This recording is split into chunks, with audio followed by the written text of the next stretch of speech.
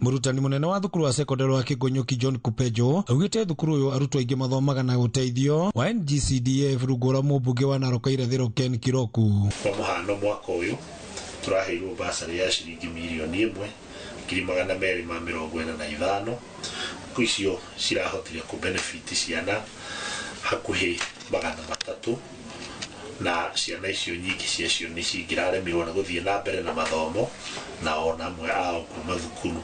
Kumana na uhoro uyu ni maranyita mbaru itua ria bunge kwenda kigina giki kia NGCDF gikirwo gatiba-ini ya bururi. Twi mwena uria wa kuga ndikakweherio ni ikirwo thiini wa katiba gutiri mahitia mangi ina motiga kwirwo ndiri watho-ini na watho wandikagwo ni andu uguo no wega twikire tumikire watho-ini igwethie na mbere guteithia andu uria teithagia. Pesa ya bunge ingie tu kwa wabunge, maana wabunge ndio anatufanyianga kazi.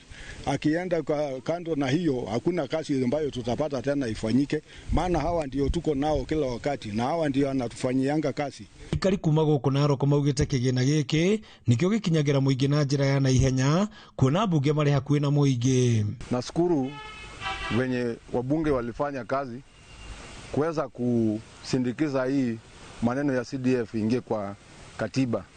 CDF inasaidia watoto mayatima wanapata basari. Kwa ajili gavana yeye anasimamia tuseme kama constituency 6 ama 7.